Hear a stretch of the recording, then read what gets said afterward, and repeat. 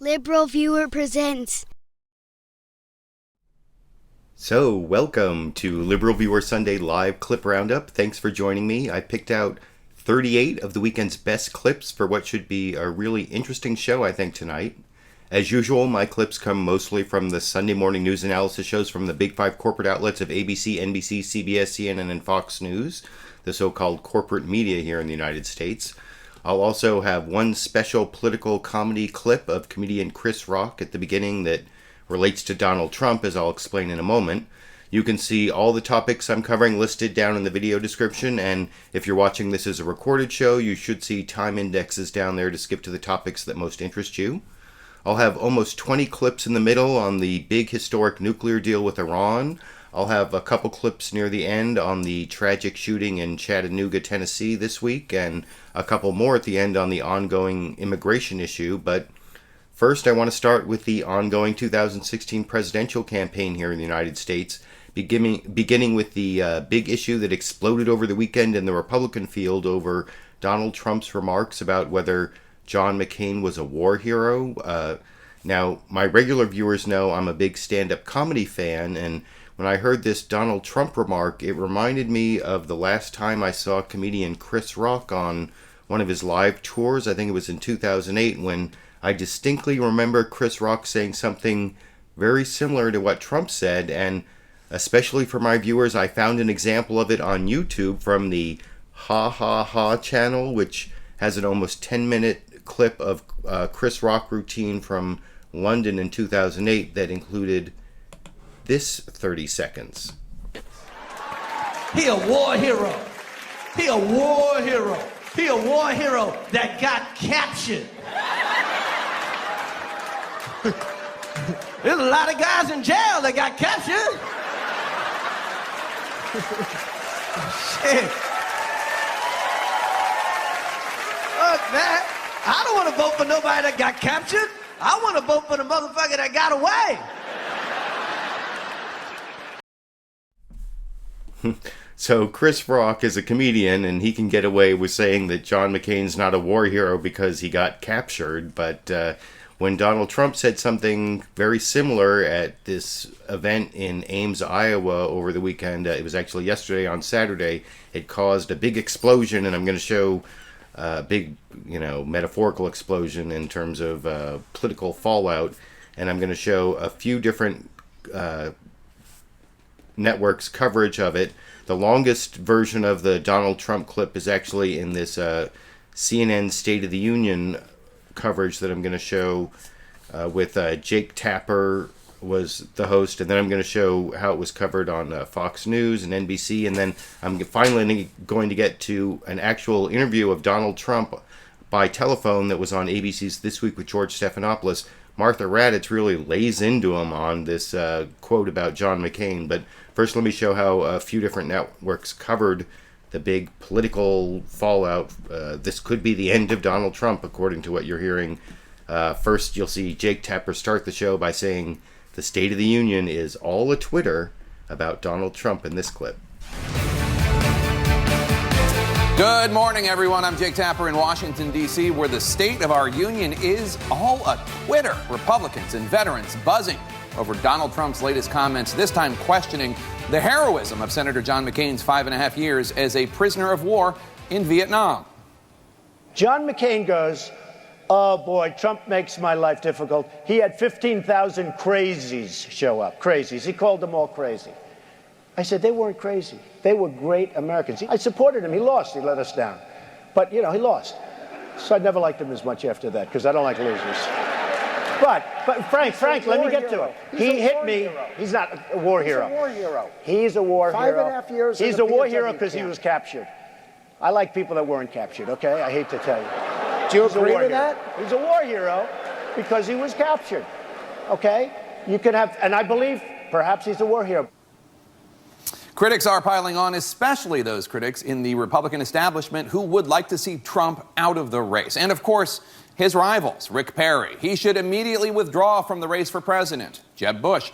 Enough with the slanderous attacks. The Republican National Committee. There is no place in our party or our country for comments that disparage those who have served honorably. Is this selective outrage, or will this be the moment that slows Trump's meteoric rise in the polls? Joining us.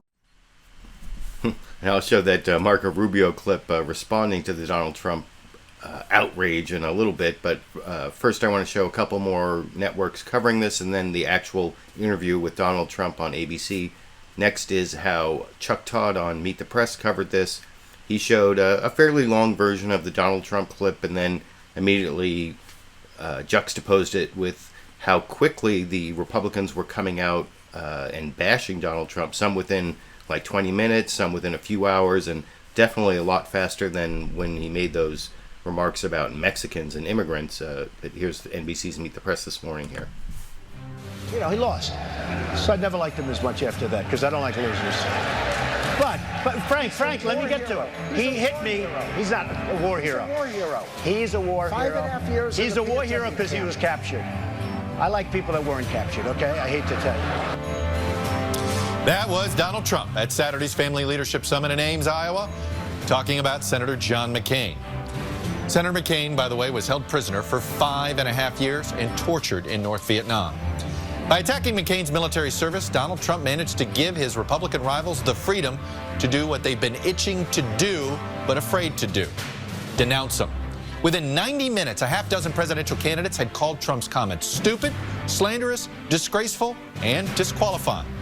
By the 3-hour mark, a dozen had weighed in, adding offensive, an insult, outrageous, and idiotic.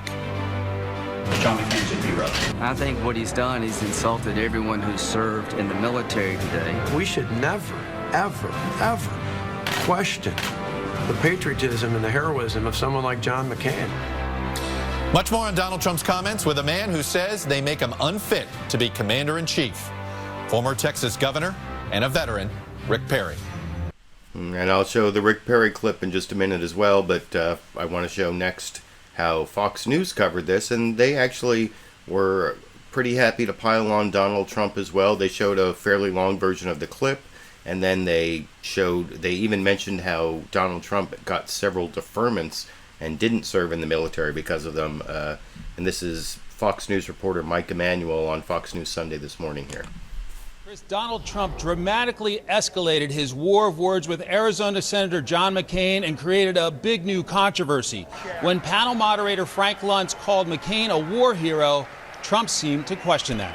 Frank, let me get to it. He hit me. He's not a war hero. He's a war hero. He's a war hero. 5.5 years. He's a war hero because he was captured.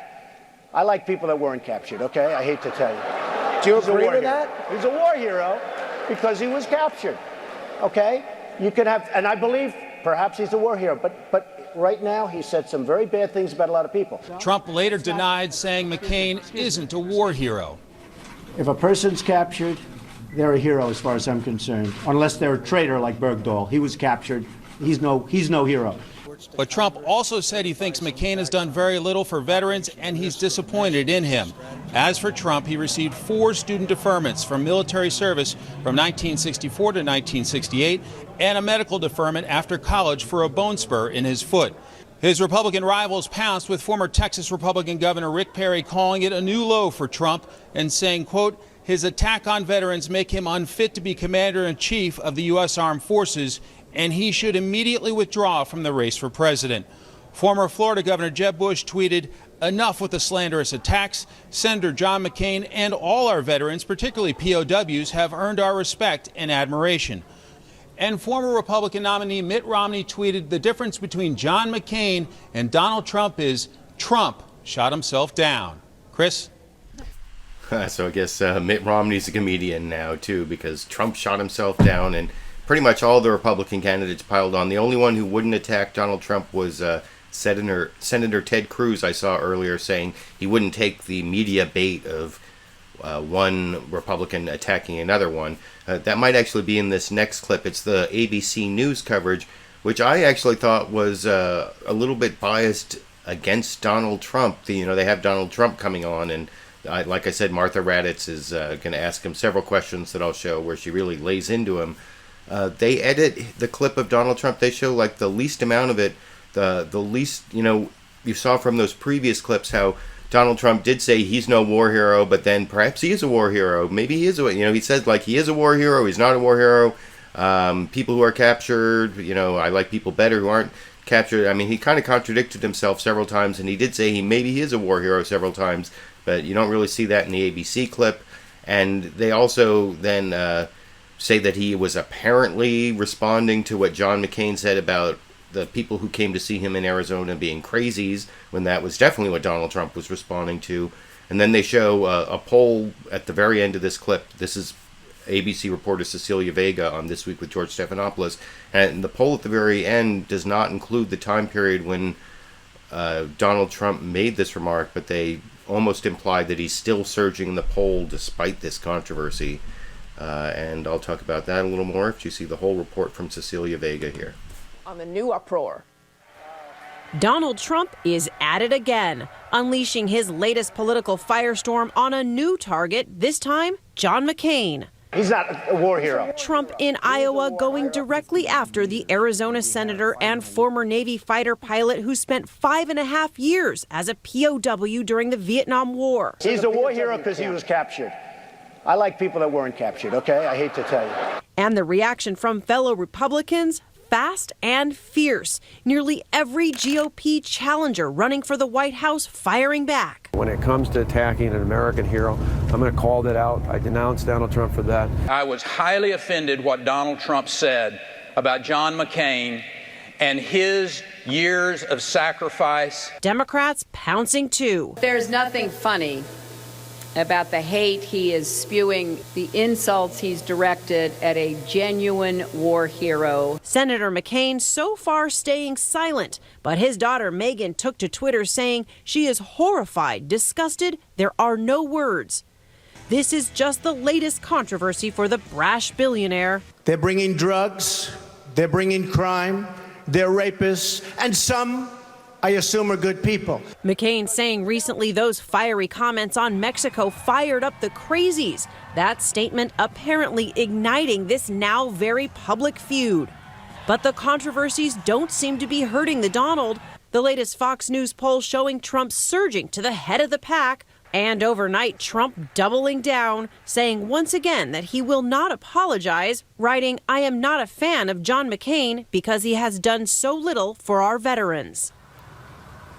And even the Republican National Committee lashed out at Trump, saying, quote, "There is no place in our party or our country for comments that disparage those who have served honorably." Some now predicting, Martha, this could be the beginning of the end for Trump's candidacy. Thanks very much.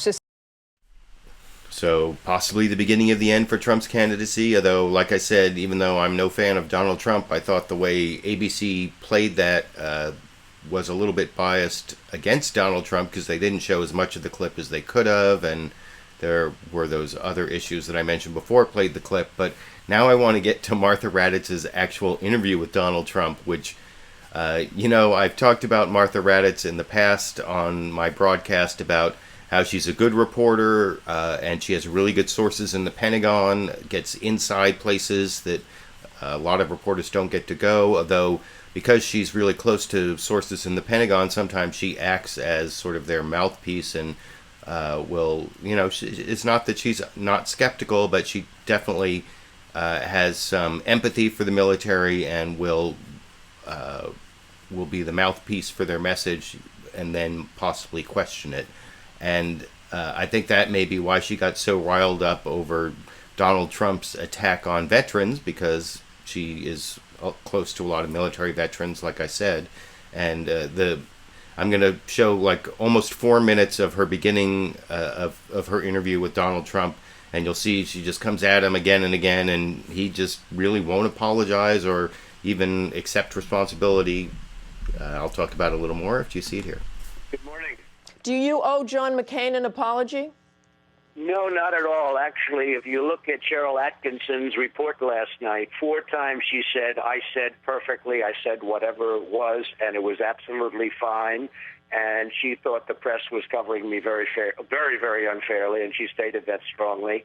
And I respect her as a reporter and somebody that a lot of other people respect also. And very importantly, I got a standing ovation, the biggest ovation they had all weekend by far, When I left the room, it was a total standing ovation. It was wonderful to see. Nobody was insulted. What happened is later on, the Republican candidates, some of whom are registering 1% and 0%, and they're very upset that I'm leading the polls by actually a nice margin.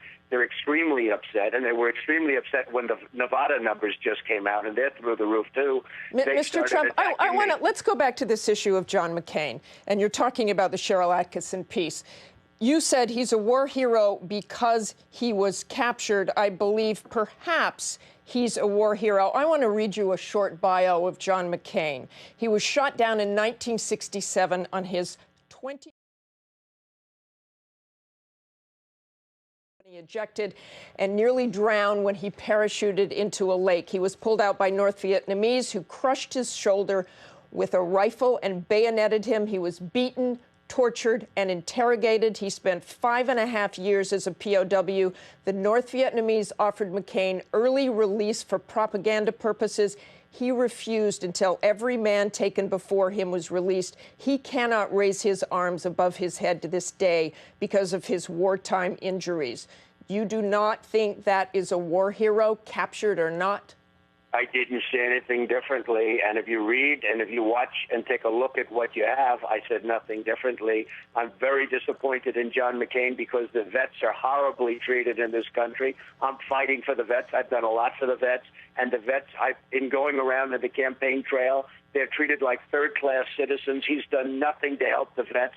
And I will tell you, they are living in hell. Let me tell you this, what the national commander of the Veterans of Foreign Wars, John Stroud, said about your comments. For someone who never served a day in uniform to criticize the service and sacrifice of a combat wounded veteran is despicable. The founder and CEO of Iraq and Afghanistan Veterans of America, Paul Rieckhoff, an insult to everyone who has ever worn the uniform and to all Americans, and an attack on one veteran's service is an attack on us all.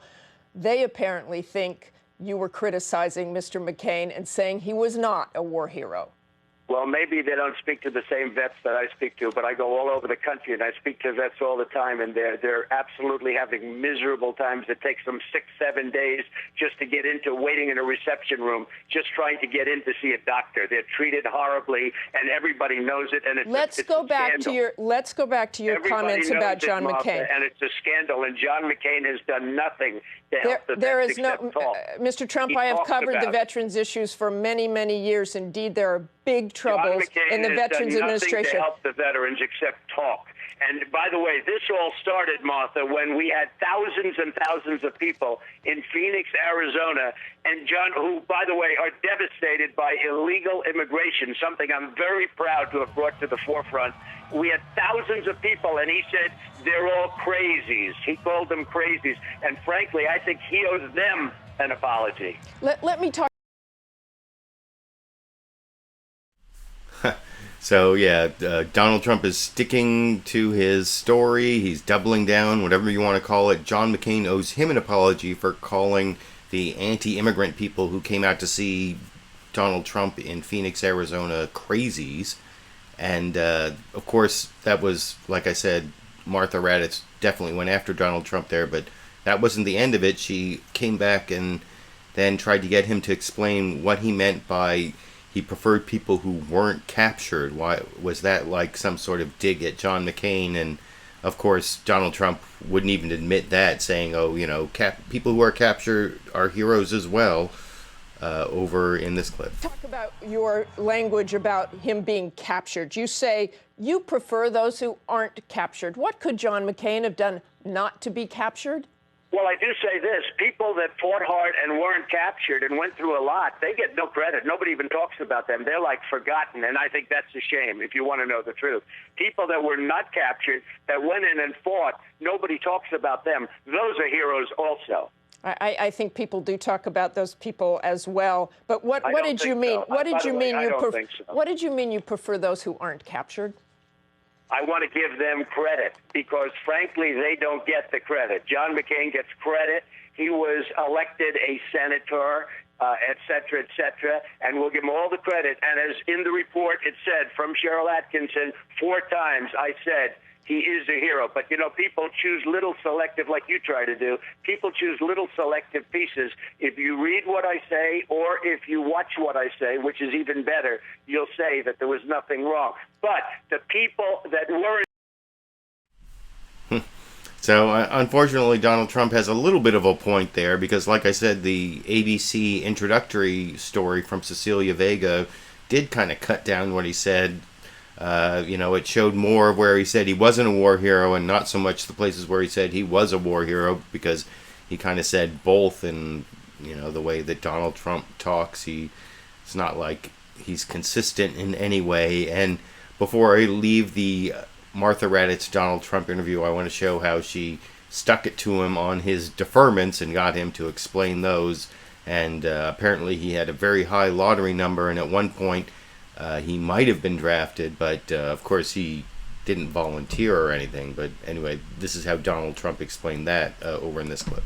I want to talk about you and your deferments. How many deferments did you actually get, and what were they for? I believe you had student deferments and then a medical deferment. I had student deferments like many other people had during the war or around the time of the war. I had a minor medical deferment for feet, for a bone spur of the foot, which was minor. I was then entered into the draft because if I would have gotten a different number, I could have been drafted.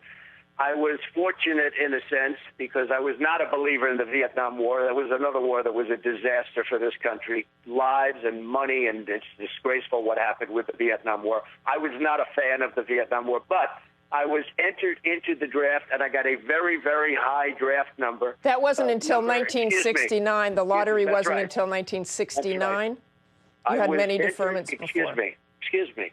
I was entered into the lottery, the draft lottery. If I would have gotten a low number, I would have been drafted. I would have proudly served. But I got a number, I think it was 356. That's right at the very end. And they didn't get, I don't believe, past even 300.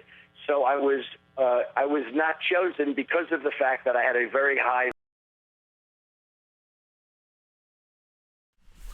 So apparently, like I said, he had a very high draft number, and that's why he wasn't drafted. But and he did say he was against the Vietnam War, but he could have volunteered if he wants to criticize people who did serve or whatever. Why this is the end of Donald Trump and not some of the other things he said, I don't know. And I'm going to show a couple more clips on that in a minute. But first I want to show a couple of the presidential candidates who were on the Sunday morning shows and had to react to what Donald Trump said. The first one I want to show, let me make sure I have the clips in the right order here. It's this is over on NBC's Meet the Press. As I promised, Chuck Todd had on former Texas Governor Rick Perry talking about how Donald Trump isn't fit to be commander-in-chief based on these comments, and really trying to increase his poll ratings by a few percentage points to get into those the Fox News debates that are like 2.5 weeks away now, or 2 weeks away. And here's Rick Perry trying to lay it on in his criticism of Donald Trump in this clip. Welcome back. Yesterday might now be remembered as the day the Republican Party turned against Donald Trump in full after his attack on John McCain. My next guest, former Texas Governor Rick Perry, is one of Trump's rivals for the 2016 nomination and has been ahead of the crowd as one of the real estate tycoon's staunchest critics, calling him out over his outspoken comments on undocumented immigrants, and of course, most recently hitting him over his comments about John McCain. Governor Perry, welcome back to Meet the Press. Good to be with you. Governor, I know you say he's unfit to be commander-in-chief. Donald Trump has already this morning put out a statement that says not only does he not owe John McCain an apology, but that John McCain owes an apology for his comment calling supporters of Donald Trump crazies. How do you respond to that? Well, more over-the-top bombastic rhetoric from Donald Trump. This time he's been able to offend one of the most beloved groups in America, and that's our veterans. I really don't understand his strategy here of taking on a bullet that went through John McCain and hit a lot of us that wore the uniform of this country. I mean, this is really offensive. We need someone to be bringing this country together. Chuck, there's a reason that when I announced for the presidency that Marcus Luttrell, Morgan Luttrell, Mike Thornton, a Medal of Honor recipient, Pete Scobell, I mean, all of those veterans were standing on the stage with me, supporting me, because they know what I've done to support veterans, both in my professional life as a governor, but also in my personal life that a lot of people may not have known about. And it matters that we have a commander-in-chief that respects what those individuals have done. And I still stand by my statement. Until Mr. Trump apologizes directly to John McCain and also to the veterans of this country, I don't think he has the character or the temperament to hold the highest position in this country. So that's former Texas Governor Rick Perry on Meet the Press, trying to raise his poll ratings a few percentage points by going after Donald Trump and attacking him for being anti-veteran. Rick Perry is one of the few Republican candidates who actually has military service, and so that's why he's trying to play up that angle. And then the other Republican candidate I want to show reacting to Donald Trump is Senator Marco Rubio, and this is over on CNN's State of the Union, and Jake Tapper asks him not only about what Rick Perry said about Donald Trump being disqualified as commander-in-chief, but then does a follow-up on his comments about Mexicans and whether he should have whether Republicans should have been as quick to defend Mexicans and immigrants as they were to defend John McCain and veterans, over in this clip. For joining us, Senator. I know you've heard these comments from Donald Trump. Governor Perry says these comments disqualify Trump to be commander-in-chief. Do you agree? I do agree.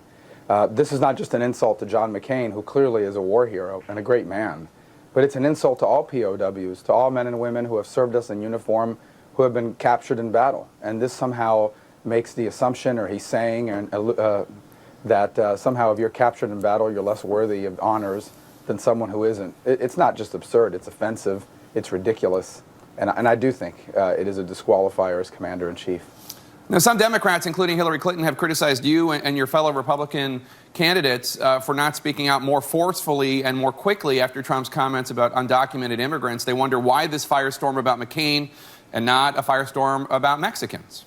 Well, there was. I spoke out against what Donald Trump said. But we have to remember, this is a man who spent his whole life saying outrageous things.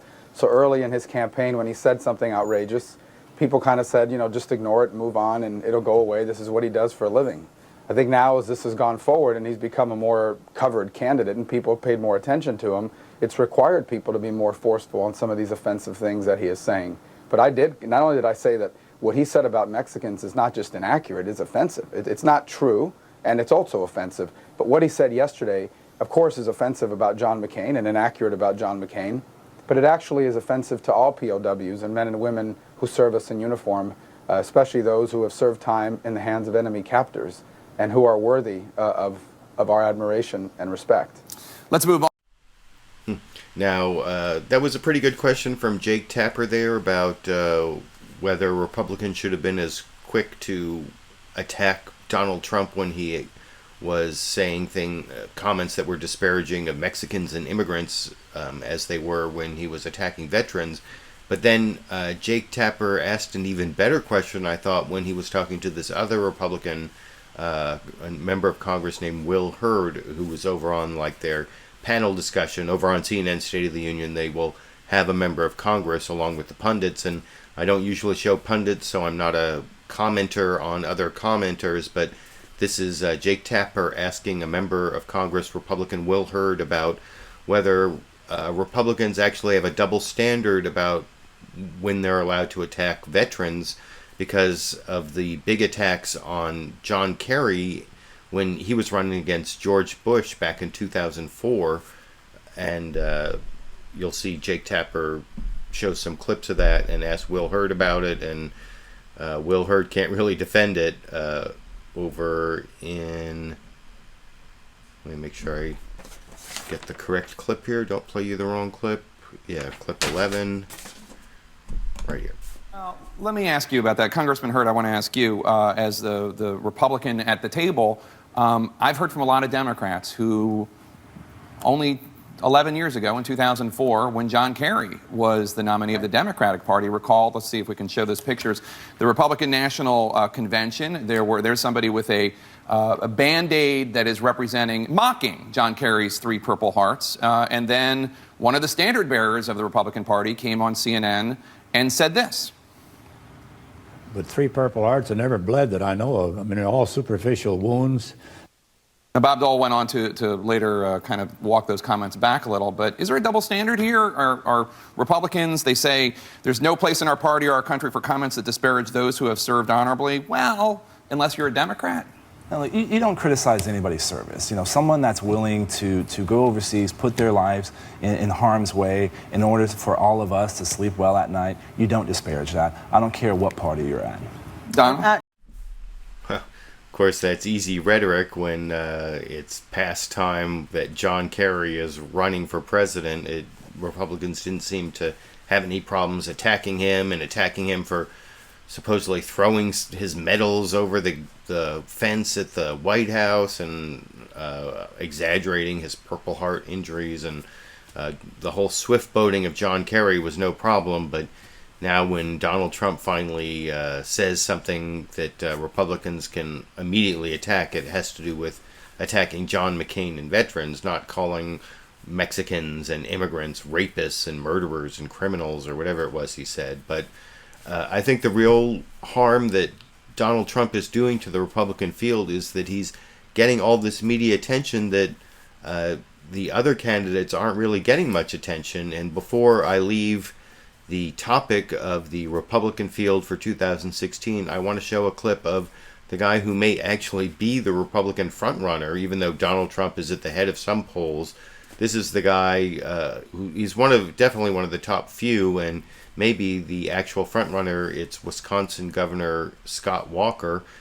He has a lot of advantages running in the Iowa caucuses, and he has a lot of support from both evangelical conservatives and economic conservatives because of what he did to the unions in Wisconsin, and he's one of the favorites of the Koch brothers. And if Donald Trump weren't taking up so much of the media airtime, you might get more coverage of really silly things like what Scott Walker said, talking to Dana Bash on CNN's State of the Union. I guess she was on his bus tour of Iowa and got him to talk both about something he'd said about whether gays should be able to serve as scoutmasters in the Boy Scouts, and he claims to be answering the question and he's not answering the question. Then he brags about how he is one of those guys who always answers questions, and then finally dodges a question about whether people choose to be gay or not over in this clip. And what that would impact have on their own economy. Earlier this week, you said that the Boy Scouts of America should keep its ban on gay leaders because the policy protected children and advanced Scout values, and then your campaign clarified to say that it was really protecting the Scouts from the political and media discussion about that. I'm having trouble understanding that. What at the end of the day, what is your position? I'm not talking about personal protection. I'm talking about, for me, the reason why I didn't have a problem with it is I just think it pulls scouting into a whole larger political and cultural debate, as opposed to just saying scouting is about camping and citizenship and merit badges and service awards, instead of pulling all these other issues out there. And I would just hope that they could stay focused. That's all. So, but should there be a ban on allowing gay men to be Scout leaders? That's up to the people who run the Boy Scouts. One thing that people find unique, I guess, whether you like it or not, is I actually answer questions. People ask me a question, I'll answer a question. But you're not really answering this one. Sure, I said in this case, that's what I thought. I thought the policy was just fine. Okay. I'm saying when I was in Scouts, it was fine. But you're asking what should the policy be going forward? It should be left up to the leaders of the Scouts. Do you think that being gay is a choice? Oh, I mean, I think that's not even an issue for me to be involved in. The bottom line is I'm going to stand up and work hard for every American, regardless of who they are, no matter where they come from, no matter what their background. I'm going to fight for people, and no matter whether they vote for me or not. To act on behalf of people is to do that properly. You have to understand, or at least have an opinion on who they are and where they're coming from. But again, I think in the end you don't. No, I don't have an opinion on every single issue out there. I mean, to me, I don't know. I don't know the answer to that question. So I'm saying that from an opinion standpoint, I don't know what the answer to that is. And again, I'm going to spend my time focused on things that I do know and what I can work on. You have... And then she went on to a different issue. I wish you'd asked the follow-up question, well, did you choose to be straight? And that might have clarified the issue for him, or maybe it wouldn't have. I don't know. Maybe he doesn't know whether he chose to be straight, and that's too difficult a question for him to answer after he brags about being the one who answers questions, unlike some other candidates. But like I said, I think if Donald Trump weren't dominating news about the Republican field, we might be hearing more about whether Scott Walker can decide whether people decide to be gay or not. And anyway, that's the last clip I want to show on the Republican field before I get to about, I think it's 18 clips on the big nuclear deal with Iran. I want to show a couple clips from the Democratic side. There wasn't a lot of big news on the Democratic side this week. No new interviews with Hillary Clinton. Bernie Sanders was not on any of the Sunday morning shows for the first time in several weeks. He's been on rotating through the Sunday shows for the last several weeks for my regular viewers. But there was a gathering called Netroots for the left wing of the Democratic Party, and some people who aren't even Democrats, but it's sort of the liberal left on the internet had their Netroots gathering. And first I want to show a clip. This is from NBC's Meet the Press. They sent a reporter over to Netroots and showed how they really are very lukewarm about Hillary Clinton. And he also showed this interesting statistic about comparing Hillary Clinton and Bernie Sanders in terms of how much money they raise from small donors. But, you know, sometimes people ask me why I talk about my clips as coming from the corporate media. Well, at the very beginning of this clip from NBC's Meet the Press, you'll see one of the corporate sponsors of Meet the Press, and you have to wonder if this affects their coverage of some defense and military issues, but that's not the topic of this clip at all. It's about how people in Netroots Nation are lukewarm on Hillary Clinton, and Bernie Sanders is attracting more small donors over here.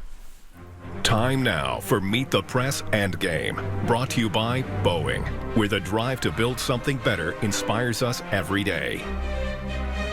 Probably Bernie Sanders. She just really turned me away and he fired me up. She's having a hard time bringing out her authentic self and her true self. If she becomes the nominee, oh yeah, will you still turn out and vote for her? Oh, absolutely. Absolutely. I would definitely vote for her.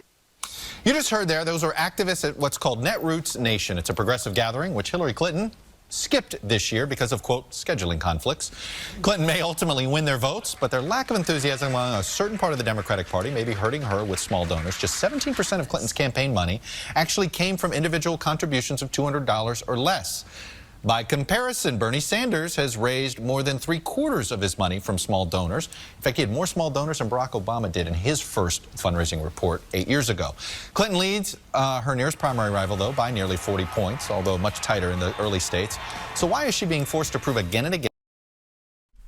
Oh, sorry, why is she being forced to prove again and again that she's likable enough to be the Democratic nominee? Or that's almost what exactly what Chuck Todd said at the end of that clip.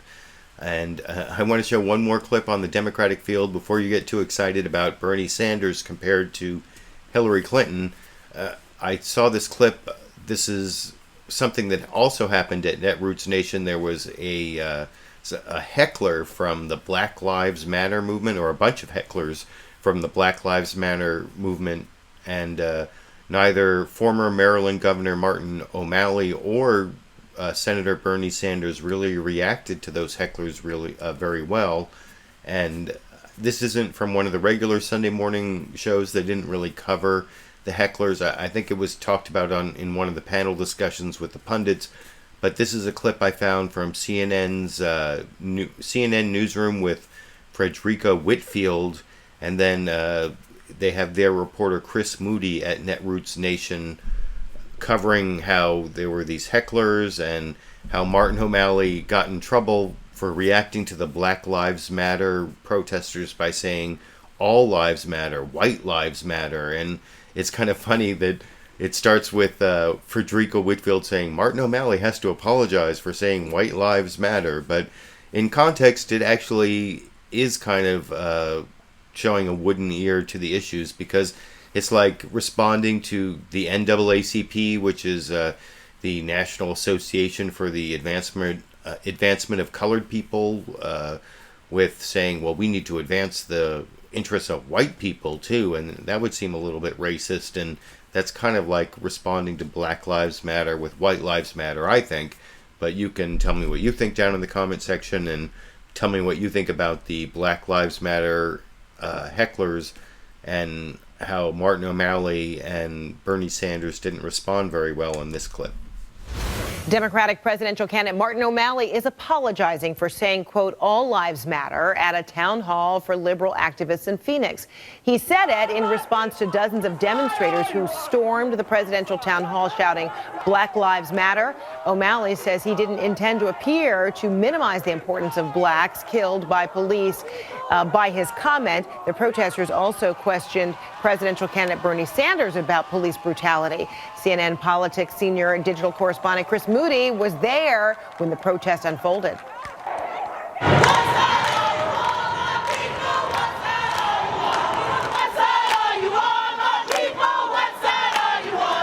Demonstrators have just taken over O'Malley's time on stage here at Netroots.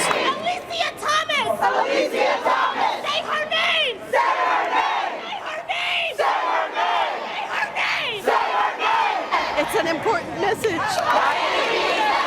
So right now, here today, we want to take a moment to acknowledge the lives lost, specifically the black and women's lives that are lost. If I die in police custody! If I die in police custody! Call my mom first! Call my mom first! Then burn this down! Then burn this down! This issue is so important. Black lives matter, white lives matter, all lives matter.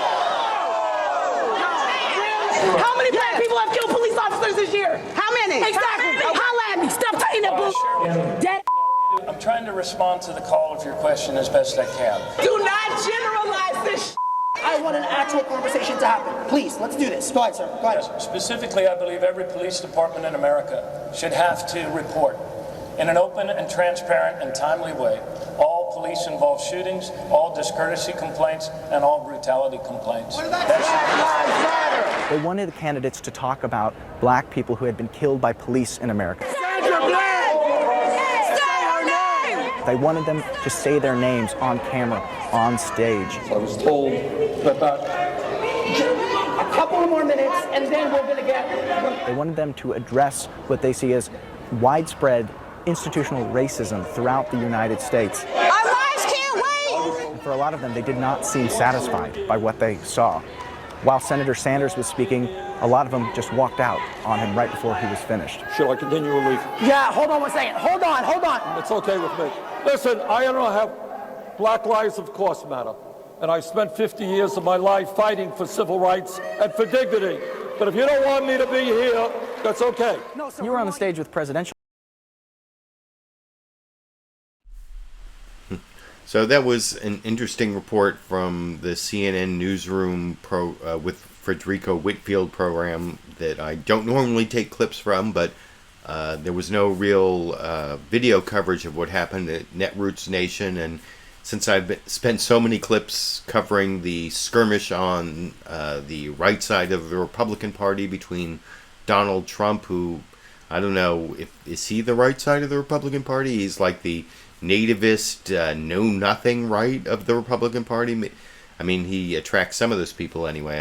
I don't know exactly how you classify Donald Trump, but Bernie Sanders is definitely on the left side of the Democratic Party. I mean, he's an independent socialist, not even really a Democrat, and Martin O'Malley is trying to be on the left side of the Democratic Party.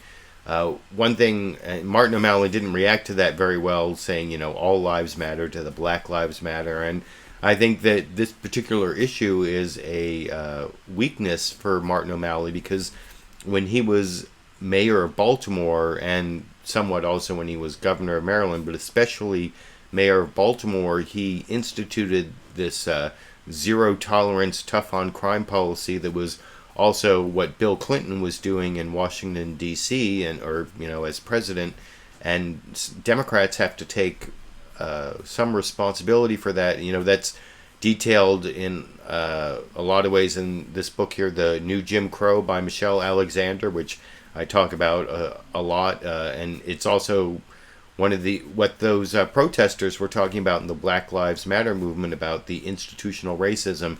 If you want to know what the facts are behind that, you need to read this book, The New Jim Crow by Michelle Alexander, which talks about how our criminal justice system is can really be understood as a system of racial control that replaced Jim Crow in the same way that Jim Crow replaced slavery, but served the same, institutional function.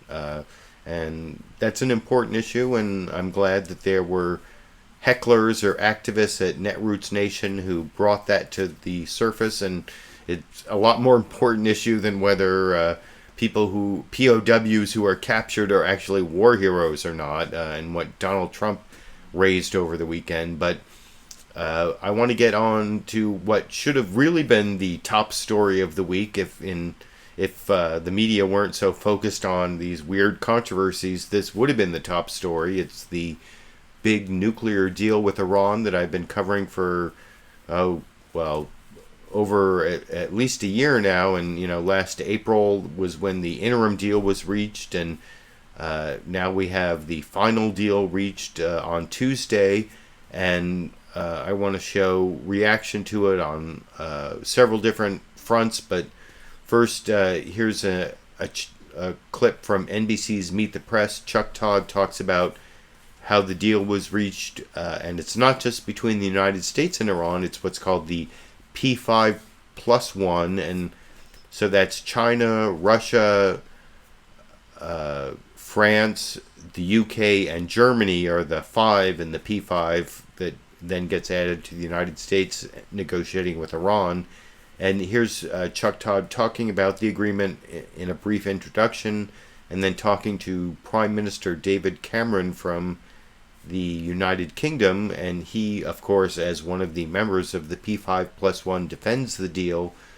And I always try to start my topics with a little bit of political comedy.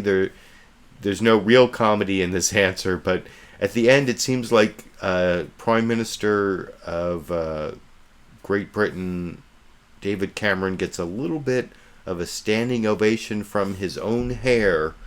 Watch for it if you want to in this clip. It's the nuclear deal with Iran. If you believe the Prime Minister of Israel, Benjamin Netanyahu, then the deal will go down in history as a huge mistake that triggered an arms race in the Middle East, conventional or nuclear. And on Capitol Hill, the deal doesn't appear to have a lot of support in Congress. In Iran, the deal has been welcomed, though the country's supreme leader, Ayatollah Ali Khamenei, did warn this weekend that his country will continue to oppose what he termed, quote, arrogant American foreign policy.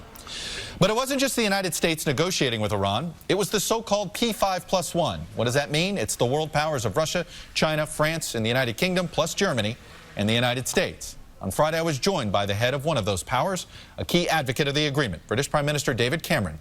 And I started by asking him why he decided to sign off on this deal.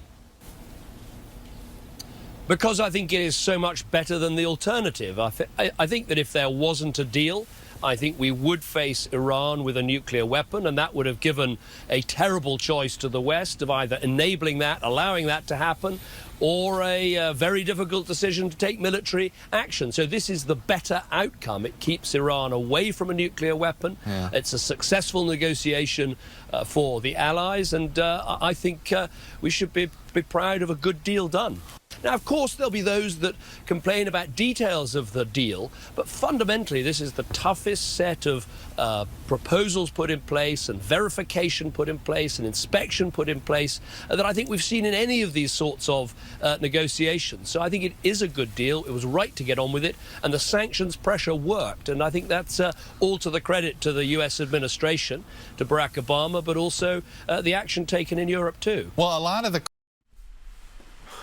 So, like I said, not really much comedy there. I just happened to note that his hair stood up at the end there, which I don't know why I even focused on that, but you can see Prime Minister of the United Kingdom, David Cameron, is one of the many leaders who's going to be talking in favor of this deal, because it is the P5+1, so it is a deal that was worked out not just by the United States and Iran, but China, Russia, France, UK, and Germany, and they all worked out the details of this deal. And one of the chief defenders, or the two chief defenders of this deal, who went on all of the Sunday morning shows, they did the full Ginsburg on all 5 shows, were Secretary John Kerry, Secretary of State John Kerry, and Secretary of Energy Ernest Moniz.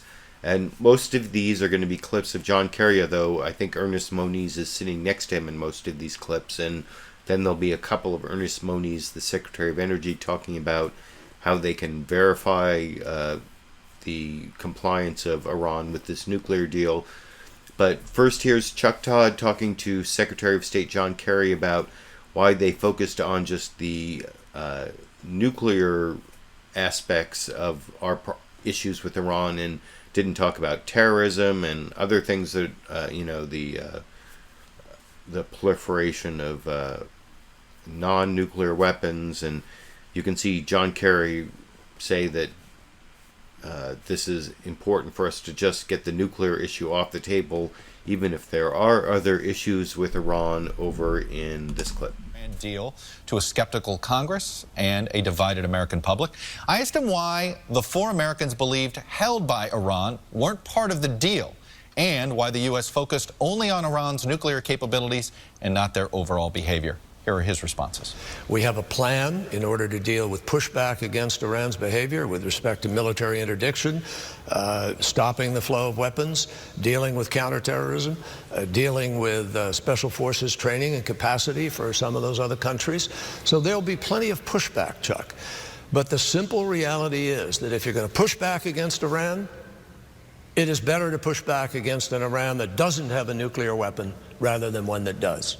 So this focused on getting rid of the principal problem in the region, which is Iran's threat to Israel, their threat to the region, to have a nuclear capacity. We believe with this, for years into the future, we have this incredible capacity to have access, to have inspections, to hold them accountable. And by the way, even though the arms and the missiles were put together, they were thrown in as an add-on to this nuclear agreement. It was always contemplated that if Iran did come and deal on the nuclear program, that was going to be lifted. Do you wish you would have held firmer to get these? Now, you notice in that answer there, John Kerry was only talking about other misbehavior of Iran, not these American detainees. And I cut it off before Chuck Todd asked Secretary of State John Kerry about the detainees. Chuck Todd did ask that on NBC's Meet the Press, and that was asked to Secretary of State John Kerry on most of the programs, but it's been a real issue on Fox News. All week I've seen them playing up these Americans who are detained in Iran. There's like a Christian minister and a former FBI agent. And anyway, I want to show how they covered it on Fox News Sunday. Here's Chris Wallace asking Secretary of State John Kerry about those Americans who are still held in Iran over in this clip. Kind of understanding, because you've come under criticism when they, at the last minute, brought in, let's lift the arms embargo, that you didn't insist on getting the 3 Americans released. Do we have any kind of understanding that Iran will release those hostages soon? Let me just say to you that at every single meeting everywhere in the world that ever took place with the Iranians, we have raised the issue of the American citizens, and we are working on the issue of the American citizens even now. And that was basically the answer that Secretary of State John Kerry gave on all the programs when he was asked about the detainees. There were the 3 that Chris Wallace showed there, and then there's this one former FBI agent, if I'm remembering that correctly, who disappeared a long time ago, and some people think he's still being held, or he may have died, or there's this 4th possible detainee that wasn't mentioned there. But the big issue that came up on all the programs that a lot of Republicans have latched onto, and I'm going to show a couple of Republicans in a few minutes criticizing this deal, but before I get to that, I want to show Secretary of State John Kerry and then also Secretary of Energy Ernest Moniz responding to this criticism about about whether there are going to be anytime, anywhere inspections. What is in this deal is in known sites, they can have anytime, anywhere, or anytime inspections in known sites.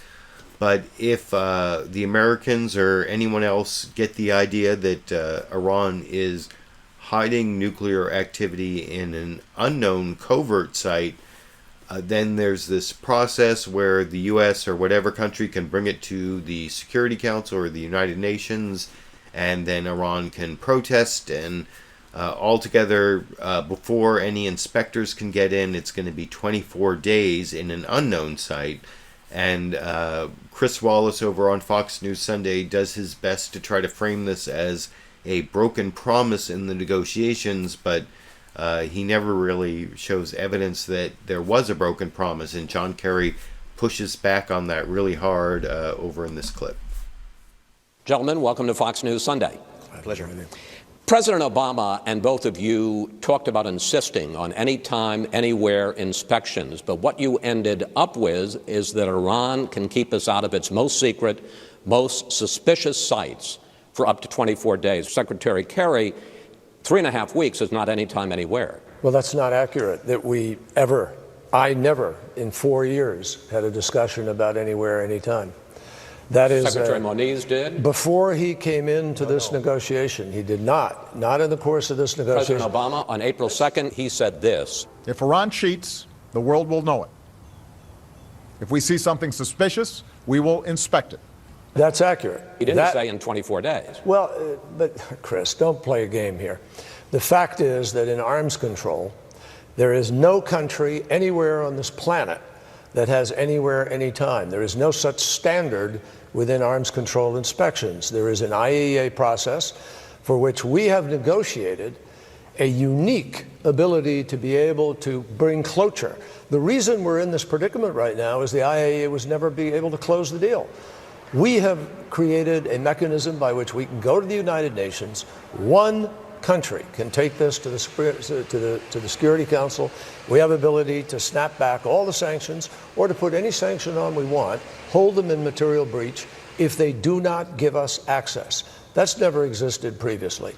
But we never, ever had a discussion about anywhere, anytime. It's called managed access. It's under the IAEA. Everybody understands it. And the intelligence community has made it clear to us, as they did before we signed on to this deal, that we would be able to know what they are doing during that intervening period of time. Of course, the question is... So that was a pretty strong response from John Kerry, but I want to show a similar argument he made over on CBS's Face the Nation. I'm not even going to show the question from the host, John Dickerson. This is, I think, the most adamant, the most emotional that John Kerry got in any of his 5 interviews on the 5 shows, where he was really saying, well, you'll see, he gets... almost red in the face. He's almost yelling. I don't know. You can tell me what you think after you see that clip over here. This is a term that, honestly, I never heard in the 4 years that we were negotiating. It was not on the table. There's no such thing in arms control as anytime, anywhere. There isn't any nation in the world, none, that has an anytime, anywhere. And the truth is, what we always were negotiating was an end to the interminable delays that people had previously. What Ernie just said is that the IAEA has no way to end it. We negotiated a way to end it. We have a finite time period. That's never happened before. And we have one nation's ability to take this to the Security Council to enforce it. That is unique, and we think it was a huge accomplishment to be able to get this finite period. Just to check the record here, Ben Rhodes, Deputy National Security Advisor, said in April, you will have anywhere, anytime, 24/7 access. Well, we do, but we have access to Fordow, access to Natan's, access to these places. I don't know if he was referring everywhere, but on the access resolution of an IAEA challenge for a suspected facility that is undeclared, this is a breakthrough agreement which has a finite period that our intel community and our scientists, I mean, here is one of the foremost nuclear scientists in the country telling us that that's There's no way for them to hide that material or do away in 24 days. And right If now, I could just jump in and clarify that, again, in IAEA world, it's very important to distinguish declared and undeclared sites. Declared, we have 24-hour access. Undeclared, we have this process. But don't you... Anywhere, okay. I might add. We'll have to move on there.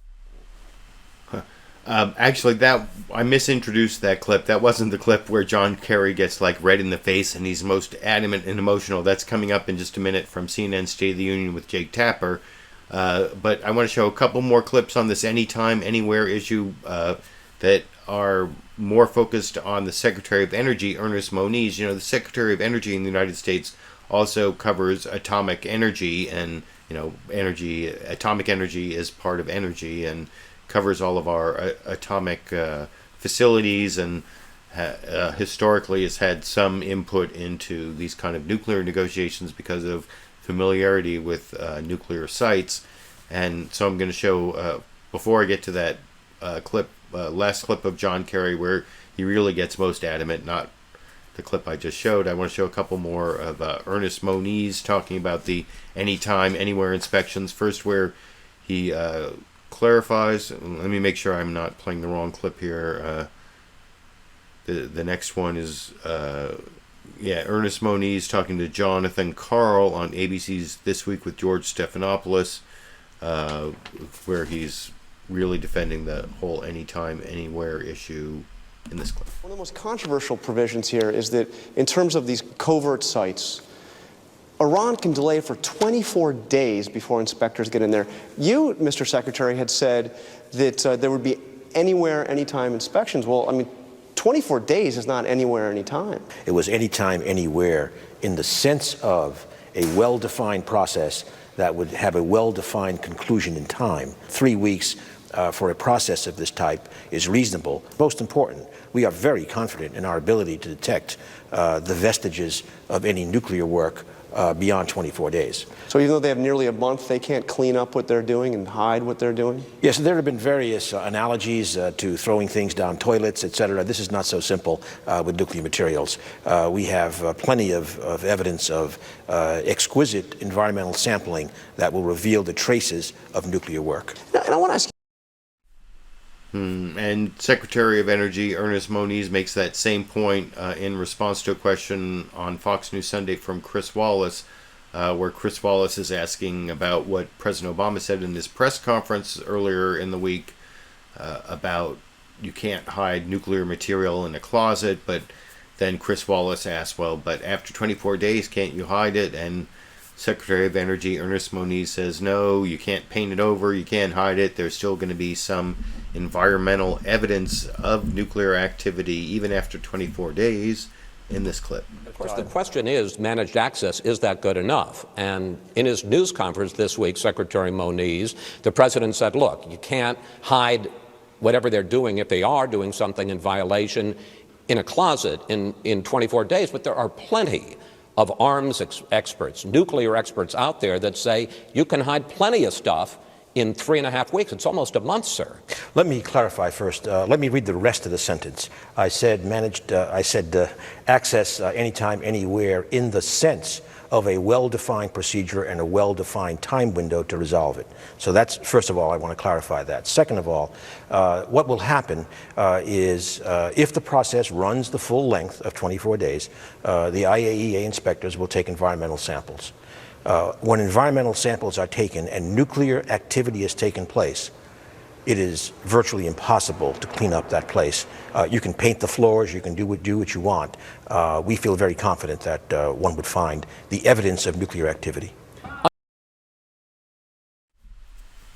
So, like I said, that's a follow-up on the same issue from Secretary of Energy Ernest Moniz, saying that this 24-day delay is not going to be a problem in terms of detecting whether there's been nuclear activity at these covert sites, if there are even any covert sites, unknown sites where the United States has to go through this process, waiting 24 days maximum to get inspectors, or it would actually be the IAEA, the International Atomic Energy Agency at the United Nations, that might actually be the ones going in. But one way or the other, within 24 days, they can't really hide whether there's been nuclear activity. And I want to show now the clip that I promised earlier that I didn't play the right clip. This is the clip of John Kerry talking about how there will actually be inspections, and not only will there be anytime, anywhere inspections of known sites, but now there's actually a process by which there can be inspections anywhere in Iran with a maximum of 24 days, which has never existed before and is a lot better than anything we had before this agreement. There were no inspections before the interim agreement, and this is the one where I said John Kerry gets his most adamant, most animated, most emotional. You know, he's not the most inspiring speaker, but you can see him starting to heat up a little, and I kind of promised this before, and it's from CNN's State of the Union. Let me make sure I play the right clip here. It's clip, number 22. Here. That's not accurate about what will happen, is that today we don't have those inspections. I mean, we do now under the interim agreement, but before the interim agreement we didn't have them. We didn't have the ability to know what they were doing, and guess what, my friend? Iran had 12,000 kilograms of highly enriched uranium, and that's enough, if they enriched it further, for 10 to 12 bombs. They had it. That's what Barack Obama was dealt as a hand when he came in. 19,000 centrifuges already spinning. A country that had already mastered the fuel cycle. A country that already was threshold in the sense that they are only 2 months away from breakout. So we're expanding that breakout from those 2 months to 1 year for 10 years and longer. And we have lifetime inspection, adherence to the IAEA, adherence to the advanced protocol, 25 years of tracking and monitoring their uranium from mining to milling to yellowcake to gas to centrifuge to waste. That's unprecedented. And we would not have had that without this agreement. Last time I saw. So that's about as animated as Secretary of State John Kerry gets. Maybe I oversold it in terms of, I guess he doesn't really get red in the face, but I think that's about as animated as he got in terms of his defense of the Iran negotiations and the treaty. Though I have a couple more clips of Secretary of State John Kerry. The next one is also from CNN's State of the Union, where Jake Tapper asks about this ballistic missile sale that will be allowed to Iran from Russia about, I think, something like 8 years into the agreement, 5 to 8 years. I can't remember the exact time frame, but somewhere 5 or 8 years from now, Iran will be able to buy ballistic missiles from Russia. And John Kerry gives a fairly similar defense of that term, saying that if they hadn't negotiated that, all of the sanctions were, at the beginning of the negotiation, it said all sanctions were supposed to come off once Iran met certain terms, but they actually added on this one to exist for 5 or 8 years, or however long it's going to be over in this clip. Iran's supreme leader, Ayatollah Khamenei, called the landmark nuclear deal announced this week a victory for Iran. Khamenei's endorsement will not soothe critics here in America or U.S. allies such as Saudi Arabia or Israel, as President Obama faces a tough battle on Capitol Hill to defend this deal. Its American architects, Secretary of State John Kerry, Secretary of Energy Ernest Moniz, insist there is simply no viable alternative.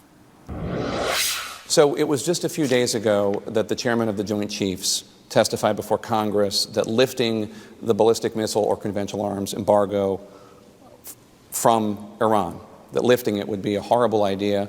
That was within the same context of testimony that Iran had killed an estimated 500 Americans.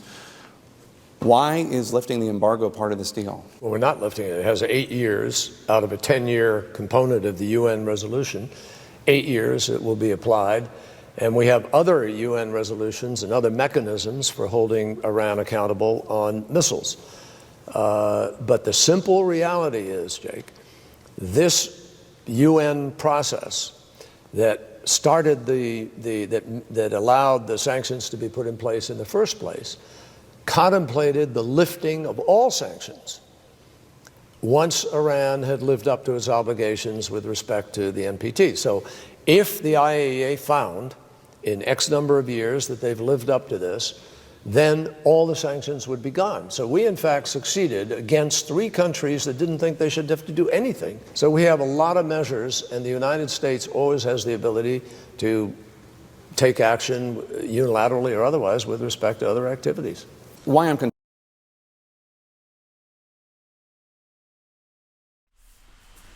So, yeah, you can see John Kerry there defending the ability of Iran to get ballistic missiles after some period of time, saying that if it hadn't been for the agreement, then they would have been able to get ballistic missiles even sooner. And before I move on to some of the members of Congress and their reaction to this deal, I want to show one more clip of Secretary of State John Kerry defending the fact that the deal is going to be taken to the United Nations to be voted on at the same time it's going to the Congress. And some members of Congress have gotten upset about that. And here you can see how Secretary of State John Kerry defends that, basically saying that the deal won't go into effect till Congress has a chance to vote on it anyway, over in this clip. This deal is going before the UN Security Council on Monday. You've heard some harsh criticism about that from Congress. Bob Corker, the chairman of the Foreign Relations Committee, says this is an affront to the American people. Ben Cardin, the top Democrat on the committee, said this is presumptuous to go to the UN before Congress. Why are you going to the UN before you're going to the U.S. Congress with this deal? Well, we're not. What we did was negotiate with our P5+1 partners who are not subject to the Congress that it cannot be implemented until after Congress has had a chance to vote. But the bottom line is the UN is going to vote on this before Congress Well, they is have a going right to vote to on do this. that. Honestly, it's presumptuous of some people to suspect that France, Russia, China, Germany, Britain ought to do what the Congress tells them to do. They have a right to have a vote. But we prevailed on them to delay the implementation of that vote out of respect for our Congress, so we wouldn't be jamming them. One of the most So that's one of the issues on the Iran deal that has been raised by Republicans and even some Democrats, in a way, that it's going to the U.S. Congress at the same time it's going to the UN. Of all the issues, that one seems the most bogus. It's just a silly process issue, but they were trying to play it up over on Fox News Sunday as well, where they had the ranking Democrat on the Senate Foreign Relations Committee, Ben Cardin, on, and you can see in this next clip, Chris Wallace, the host of Fox News Sunday, did his best to get Ben Cardin to say that the decision of the Obama administration to allow the other countries to debate it at the UN at the same time the U.S. Congress is debating it is going to somehow sour the deal. But, of course, Democratic Senator Ben Cardin wouldn't go that far, though at one point he does say that maybe it violates the Iran, the Iran Review Act or something like that over in this clip. Last question with you, Senator Cardin, and that is that the United Nations will consider a resolution this week on whether or not to approve the Iran deal. You, as the top Democrat on Senate Foreign Relations, and the chairman, Senator Corker, have sent a letter to the president saying that Congress should go first before the UN, given the fact that even if the UN approves the deal, there's a 60 to 90-day delay, and you're going to have to decide yes or no in 60 days. What difference does it make who goes first? And is the fact that the White House is insisting on taking it to the UN before Congress votes, will that alienate Democrats who might vote against the president? Well, this is a process issue. We're going to review the agreement on its substance. That's going to be our key as to whether this agreement makes our country safer from nuclear Iran or not. That's going to be the main, this is going to be the focus of it. However, I don't know why they're going to the United Nations. I think they should have gone to the United Nations after the 60-day review. They don't gain anything by doing it earlier. I think it is not consistent with the Iranian Review Act. So that's why I joined Senator Corker and urged the president to reconsider and wait till after the 60-day period. It doesn't take effect until 90 days after the UN acts, so there's nothing lost by waiting for the congressional review. Well, they're apparently not going to wait. They're going to do it. Is that how much trouble is that going to create for the administration on Capitol Hill? Bottom line is, does this agreement prevent Iran from becoming a nuclear weapon power or not? That's going to be the review standard. Senator Brown. So you can see Chris Wallace there try to get the Democrat Senator Ben Cardin to say something critical of the Obama administration for allowing this agreement to go to the United Nations at the same time that the Congress is considering it. And Senator Ben Cardin didn't really take the bait very much, although at one point he did say it might violate this particular law, the Iran Review Act. But I want to show a slightly more egregious example of Chris Wallace on Fox News Sunday trying to spin something a Democrat is saying. This is where Chris Wallace is asking Senator Ben Cardin if he is, as the ranking Democrat on the Foreign Relations Committee, is he going to support the administration position and accept this deal? And, Senator Ben Cardin is saying, he wants to take the 60 days to study it and ask questions. And, you'll see Chris Wallace tries to spin it as, so does that mean the White House can't count on you? As you'll see over in this clip. Senator Cardin, did Kerry and Moniz persuade you, or do you still have questions? Well, fortunately, Congress has 60 days in order to review the agreement. We're going to take that time in order to understand it and ask our questions and get our answers. The bottom line is whether this agreement prevents Iran from becoming a nuclear weapon power. The inspection enforcement regime is a very important part of it. We want to understand it better. The question will be whether this is effective enough to prevent. Does the 24-day, which Secretary Moniz said, look, they can't hide anything in 24 days. Are you satisfied with that? Well, we want to look at the covert opportunities. We understand that we cannot trust Iran. We know that there are many ways that they can get a nuclear weapon. One is through covert activities in a military facility. What does the 24-day delay mean? And that's going to be questions that we will be asking, and we'll be having hearings starting this week, and that's going to be one of the primary areas of our interest. Senator Cardin, I think it's fair to say that as the top Democrat on the Senate Foreign Relations Committee, the White House is counting on you to support the deal. Are you, honestly, a sure yes vote for this deal? I'm going to use the review period to understand it. My obligations are to the people of this country, people I represent in Maryland, the people in this country. I'm going to do what's in the best interest of this country. I have to decide whether this agreement puts us at a better shot of preventing Iran from becoming a nuclear weapon state or not. And that's going to be how I evaluate it. So they shouldn't count on you at this point. It's not a matter of what party I belong to. It's not a matter of supporting the president. The question is what's in the best interest of this country. So that was a Democrat who's still on the fence, wouldn't actually say that he wouldn't support the president, but wouldn't get spun into saying that the White House couldn't count on him by Fox News Sunday host Chris Wallace. Next, I want to show from CBS's Face the Nation. They had on a Democrat who apparently the White House can count on to support this deal. And remember, as I was explaining last week, the way the congressional authorization was set up on this, even if the Congress passes a resolution to disapprove of this deal, the president can veto that resolution, and then the president only needs to hold 34 Democrats in the Senate to avoid an override of his veto. And one of those 34 Democrats is apparently Dianne Feinstein, who was over on CBS's Face the Nation defending this deal and saying it's, the best hope for peace in this clip. Deal with the Iranian nuclear program. Do you think the Democrats will support the president on this? Oh, again, I think the jury's out. I certainly hope so. I believe it's our one opportunity. I believe you can't ignore the fact that you have Russia, China, the United Kingdom, France, and Germany all aligned. It is very likely that Monday, if they go to the United Nations, they will get approval to proceed. It is very likely that regardless of what we do, these nations will drop their sanctions at some point. Now, I listened carefully to what Prime Minister of Israel said, and I think it's pretty clear to everybody that America has Israel's back. We give huge amounts of money. $25 billion. We give security help with the Iron Dome, help with other sophisticated programs, precision weapons. And if Israel were to be attacked, this would be major war on our part. Now, here's the point.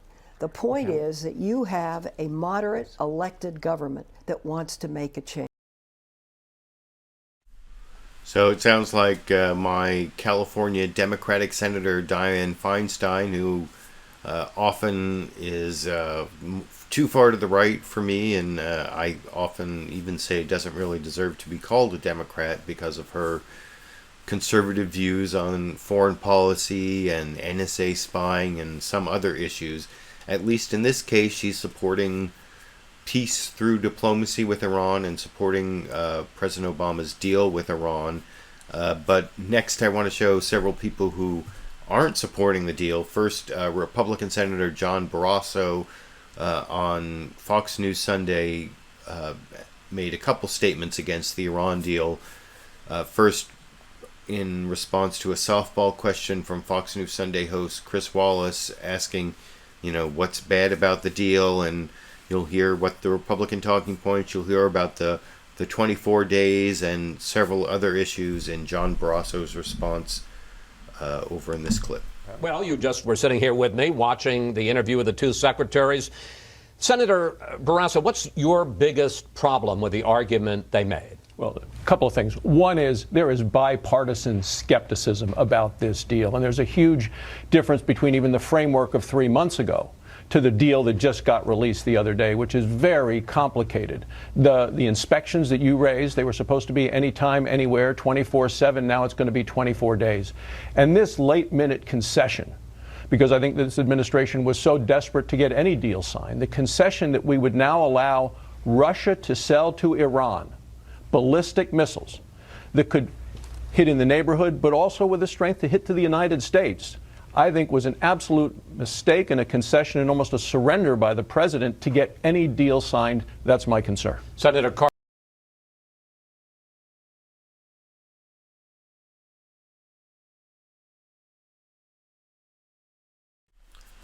Oh, sorry for the delay there. That was the first fairly easy question that Chris Wallace asked Senator John Barasso about, what's bad about this deal, what's your biggest problems with this deal. But I want to show at least one example of Chris Wallace asking a difficult question of a Republican. This is also to Senator John Barasso, where after Senator John Barasso spent a lot of time saying that the better alternative to this deal was more sanctions, Chris Wallace brought up the fact that Iran had very easily accelerated its nuclear program during a prior time when there were sanctions, and I don't think Senator Barasso really answered this question very logically. He just kept saying, well, that means, whatever we do, they're going to try to have a nuclear program, and he never really responded to the issue. Over in, let me make sure, this clip. The sanctions Senator Barasso brought Iran to the table. They didn't stop Iran's nuclear program. Let me put some stats up. When President Bush started going after Iran in 2003, they had 163 centrifuges. After all the sanctions, when President Obama began these negotiations in 2013, Iran had 19,000 centrifuges. Sanctions weren't working. They were not stopping Iran's nuclear program. Which is what tells you if you give them more money, they're not going to use it for the better interest of the people of that country. They're going to use it for terrorism. They're going to use it to continue to develop. You're missing the point, sir, respectfully. The point is we had sanctions on them. The economy was badly hurt, and they went from 100 centrifuges to 19,000. Because their focus continues to be becoming a nuclear power. So how are more sanctions going to work? They're going to cheat. We know that. They do that. They're going to use the money for terror. We need to continue. And I want to hold the president to what he was at 2 years ago, which when he said, we are going to prevent them from getting a nuclear weapon. He has now moved the goalpost. All he wants to do is manage it. They will get a nuclear weapon. They will be a nuclear power as well as an industrial and a military power.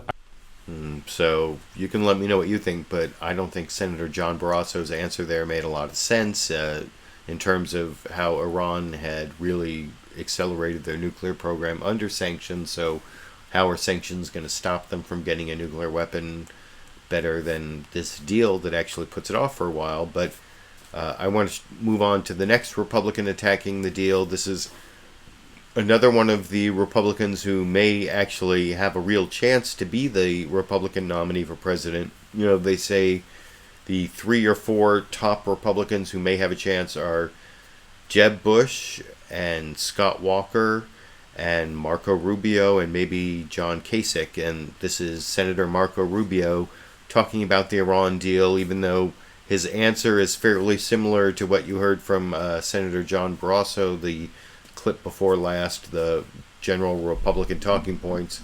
Here you can hear it from the guy who may be the Republican nominee, Senator Marco Rubio, in this clip.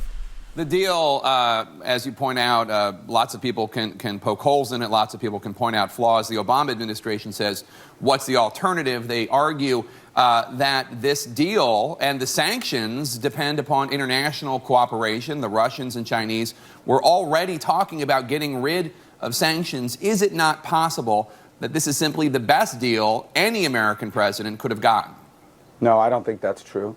I think that the sanctions were actually forcing Iran to the table.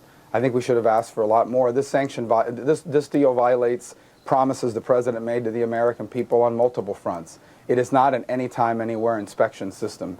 It is an inspection process that will require arbitration over a 24-day period or longer that Iran can fight against and delay things. It actually doesn't have a snapback provision. It says if in fact sanctions are ever reimposed because Iran violates the constricts of this deal, any of the contracts that are already in place get to stay. It'll only be sanctions on future contracts. So it doesn't have a real snapback provision. It also, by the way, requires us to help Iran technically, economically, develop themselves as a country and become a stronger regional power. That undermines our relationships with our Arab allies in the region and, of course, the state of Israel. And we could spend all day going through the different dynamics of this deal and how it doesn't go nearly far enough, and I think almost guarantees that there will now be an arms race in the Middle East. So you can hear how presidential candidate and U.S. Senator Marco Rubio gives the same Republican talking points against the Iran deal that you basically heard from Senator John Barasso earlier.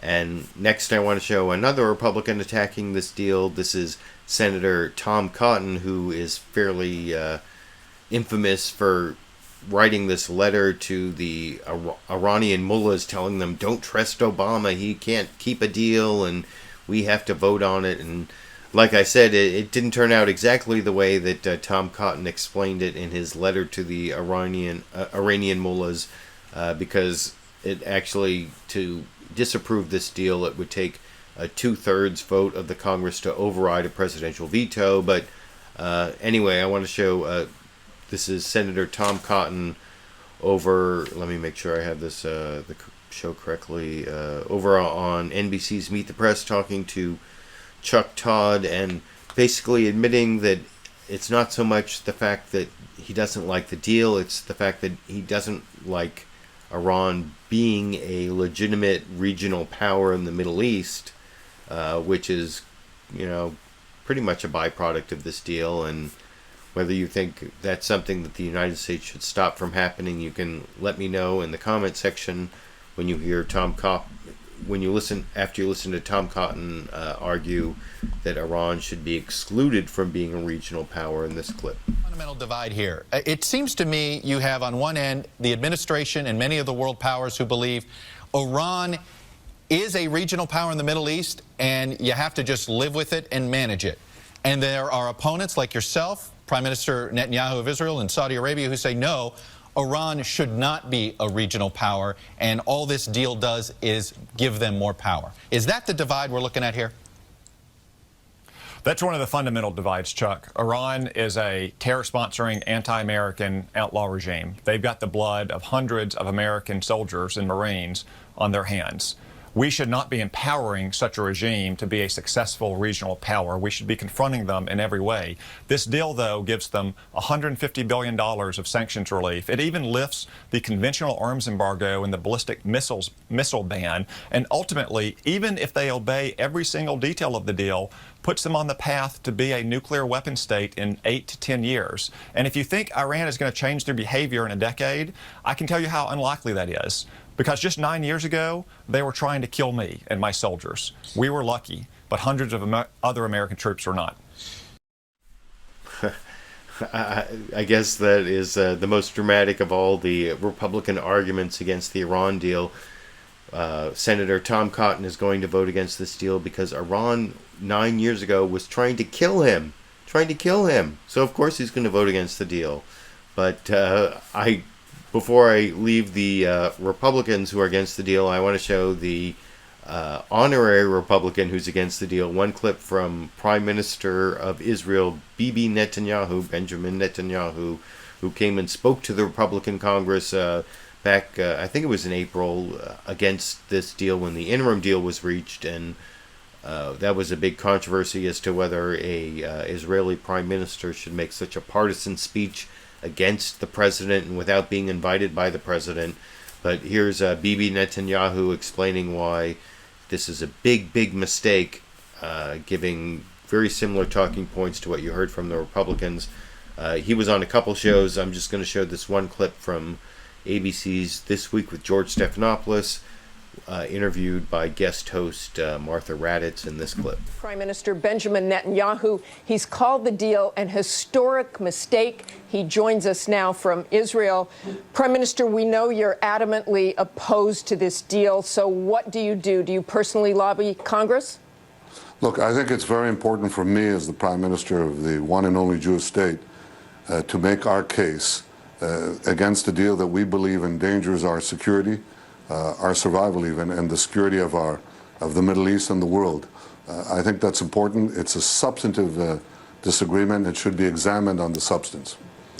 I know you have concerns especially about the 24 days to allow inspectors on Iranian nuclear sites and military sites. And yet the U.S. Secretary of Energy says the U.S. is very confident in its ability to detect nuclear work beyond 24 days.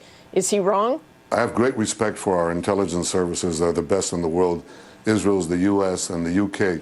And yet all three of us didn't see for a long time the massive underground nuclear bunkers in Qom and in Natanz. We didn't see the Syrian work on a nuclear reactor that was almost operational when we discovered it. So, I have full respect for our intelligence, but it's very thin ice. What to you? So you notice in that last Iran clip I want to show that Benjamin Netanyahu, Prime Minister of Israel, did not exactly say that these inspections after 24 days wouldn't reveal nuclear activity. He didn't say that the intelligence operatives couldn't detect nuclear activity after that time. He just talked about how it was difficult to find the sites, but the 24-day delay only applies once you find a site and you ask for access to it.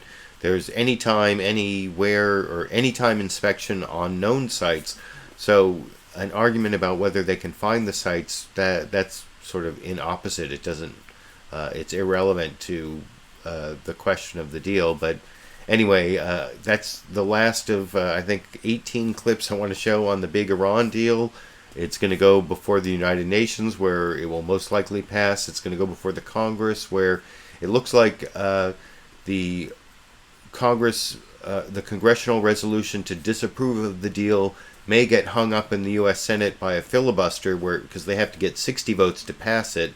And then even if it does pass by 60 votes in the Senate, they would have to get 67 votes to override a presidential veto. That's why 34 Democrats could stop it. And that's what's going to be happening in the next couple months in the U.S. Congress, because the Congress has 60 days to pass their resolution of disapproval. So I have two more quick topics that I want to cover. First, I have 4 clips on the shooting in Chattanooga, Tennessee.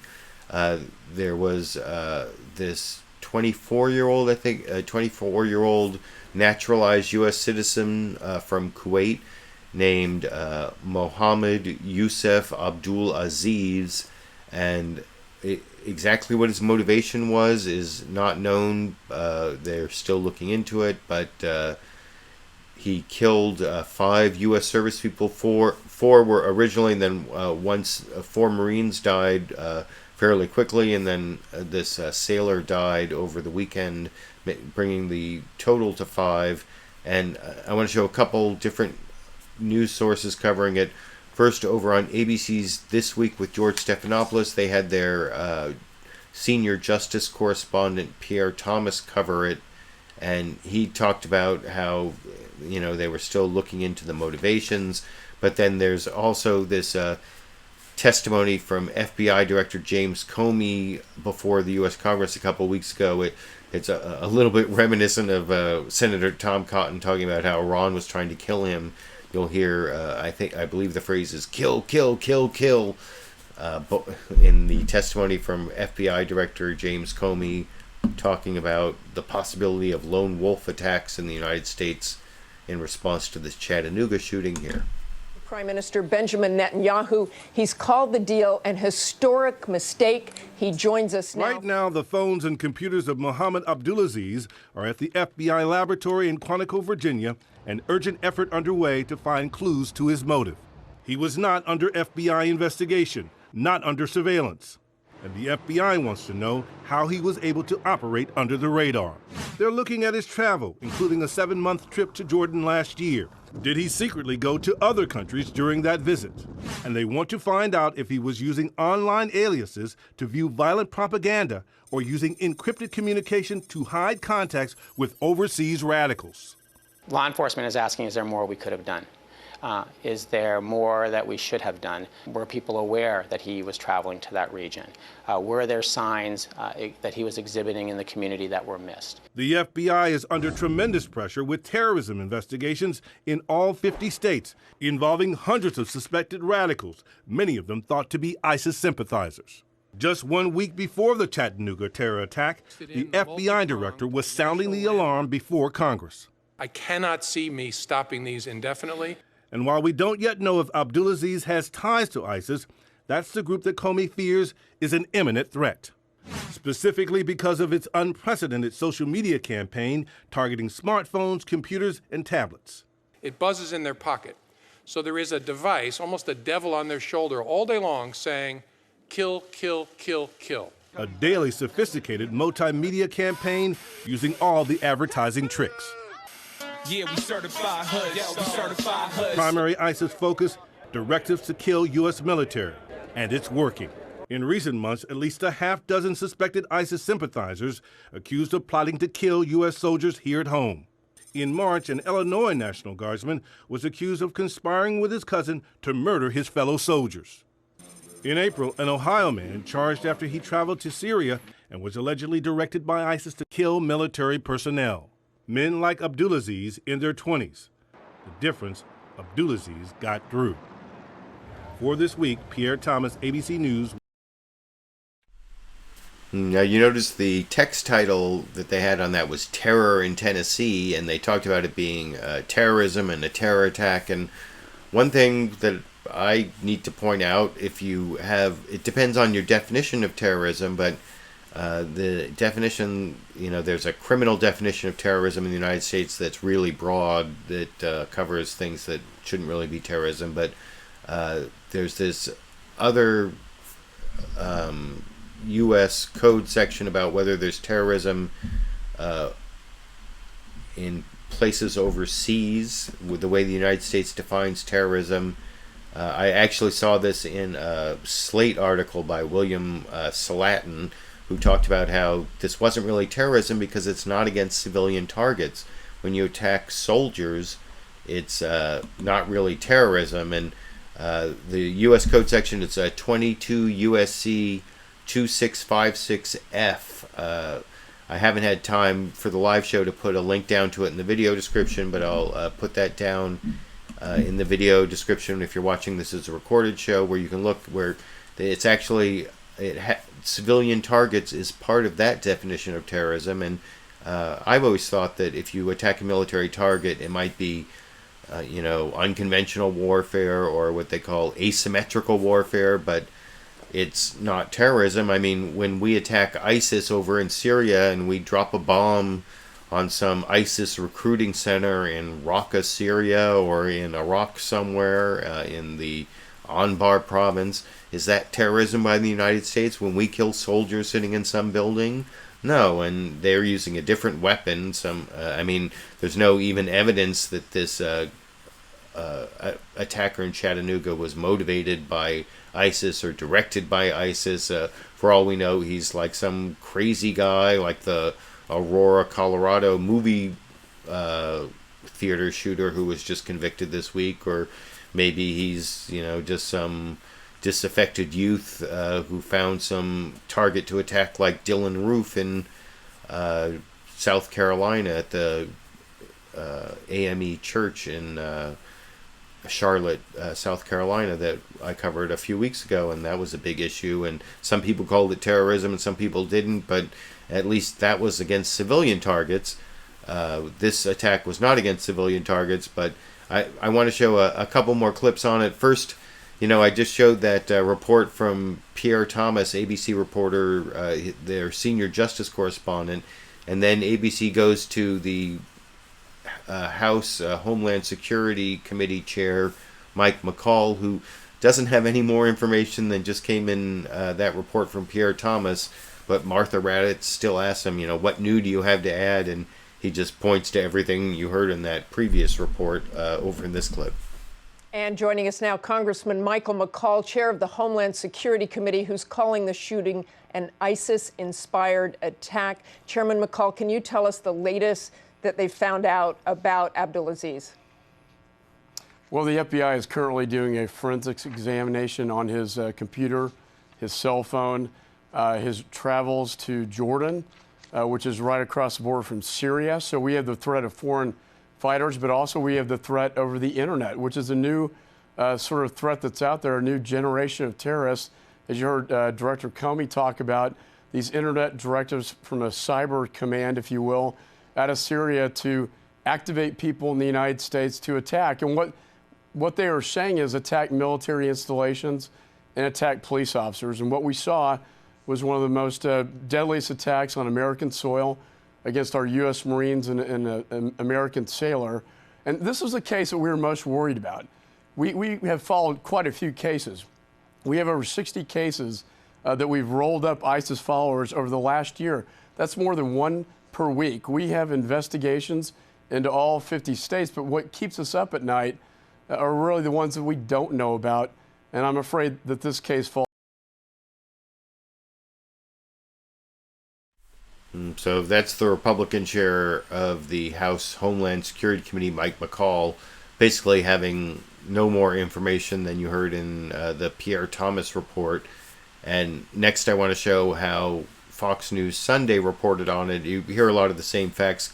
If they start off focusing on the memorial, the most emotional way of looking at it, but I mean, they're not alone in trying to pull at their viewers' heartstrings, although I have to point out that Mike Emanuel, the Fox News reporter covering this, by the time he gets to the end of the report, he finds some way to attack the Obama administration on this, because you know how the Obama administration lit up the White House in rainbow colors when marriage equality was found by the Supreme Court, but no red, white, and blue for these dead Marines, I guess, is a criticism from Fox News Sunday at the end of a similar report to what you saw on ABC over here.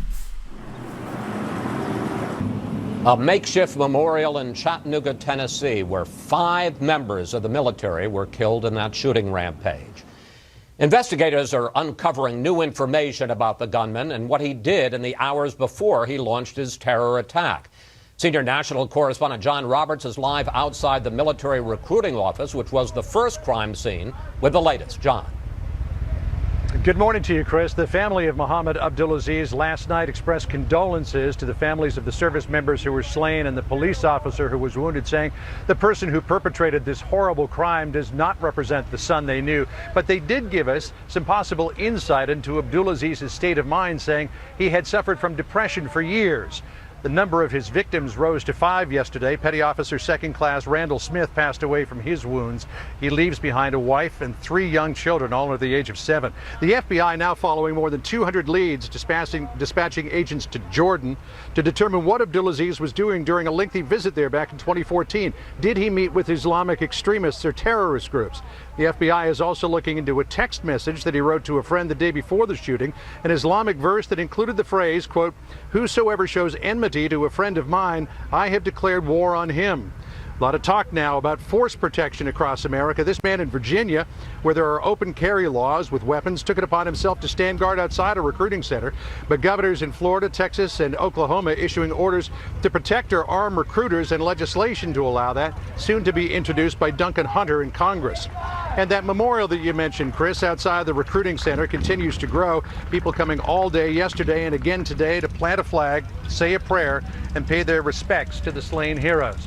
And we have been watching here outside the recruiting center for the last few minutes a sort of impromptu street church session that began just a little while ago. The man who's been talking to the crowd saying we need to do more to protect our military and our police officers, asking why the White House has not been lit up in red, white, and blue since Thursday. Chris? John Roberts? I don't know. Fox News is always going to find some way to attack the Obama administration, whatever the story is. I don't know if the White House needs to be lit up in red, white, and blue for these victims, but it wasn't only Fox News Sunday that pulled at the heartstrings of viewers with looking at the victims. I also want to show how NBC's Meet the Press covered this, and they also had a similar question and answer to what I showed on ABC's This Week with George Stephanopoulos, where Martha Raddatz asked the Homeland Security Committee Chair Mike McCaul what he knew, and basically got the same information that their reporter Pierre Thomas had got from the Justice Department. And you'll see here on NBC's Meet the Press, Chuck Todd first gives an introduction where he talks about the victims, like I said, pulls on the heartstrings a little, and then he goes to the governor of Tennessee, Bill Haslam, and asks him what he knows, after, the updates that you heard also on Fox News Sunday about the text message that talked about the Islamic Hadith and the parents saying that he was depressed. And then the governor of Tennessee really doesn't know anything more than the FBI is investigating, and he's going to praise the FBI over in this clip. Good morning. Some new developments today in the investigation into the mass shooting in Chattanooga that killed 5 U.S. servicemen on Thursday.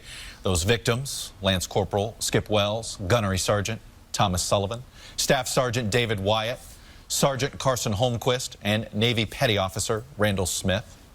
We're learning of a new piece of evidence that may give us some insight into the motives of the gunman, Muhammad Youssef Abdulazeez. Investigators are now focusing on a text message that he sent to a friend just hours before the shootings. The text included a link to an Islamic verse saying this: "Whosoever shows enmity to a friend of mine, then I have declared war against them." Overnight, Abdulaziz's family released a statement offering their condolences to the victims and stating their son suffered from depression for many years. For the latest on the investigation, I'm joined from Nashville by the governor of Tennessee, Republican Bill Haslam. Governor Haslam, good morning to you, sir. Good morning. What more can you tell us about the investigation that we don't know? Any new developments on your end, sir? You know, the FBI has been incredible, I think, in terms of being willing to chase down every lead, working with state law enforcement and local folks to try to ascertain, is this somebody that was just totally operating on their own? Was there someone else pulling their strings? Just what caused this person to get to the point where he did what he did? So I have a lot of faith that they're going to drill down exactly on what happened. Like I said, so far I've been really impressed with their ability to go literally to every end to see where that will take them. Here we are. And you see even NBC's Meet the Press there has domestic terrorism as the big title for this story about Chattanooga, and I didn't really see anyone raise the issue of whether targeting military personnel should really be considered terrorism, other than that Slate article from William Slatton that I referenced, and that was my first thought. I think I made a video about that. I didn't have time to put a link in the video description back when Nidal Hassan had his rampage at a military base and attacked military personnel as to whether that should be considered terrorism, since it was also a military target. And even way before that, for a CNN debate, was it 2008, 2012? One of the CNN Republican debates, I think, I loaded up a 30-second question about the definition of terrorism and whether even the attack on Hiroshima by the United States at the end of World War II should be considered terrorism, because it was targeted at civilians in a way that was meant to get change in political policy of the government, which is, that's what terrorism is. It's you target civilians to get some sort of political result through coercion, or it could be, I guess, property damage may be terrorism in some limited sense. But anyway, that's the last clip I want to play on the Chattanooga shooting. What you think about it, and whether it's terrorism, and whether it's ISIS related or ISIS inspired, or just some crazy guy in Tennessee. You can let me know what you think down in the comment section.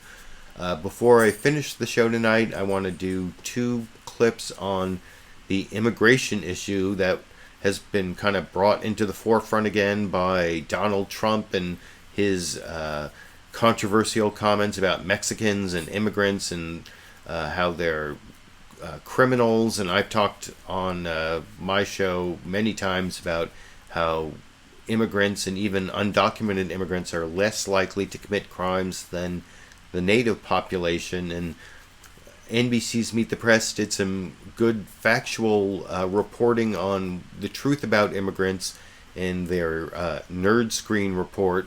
And then they had on a Democrat representative, Joaquin Castro from Texas, and then Republican representative Raul Labrador from Idaho, arguing about immigration. And you'll see after they show the facts, it's pretty clear who is closer to the facts.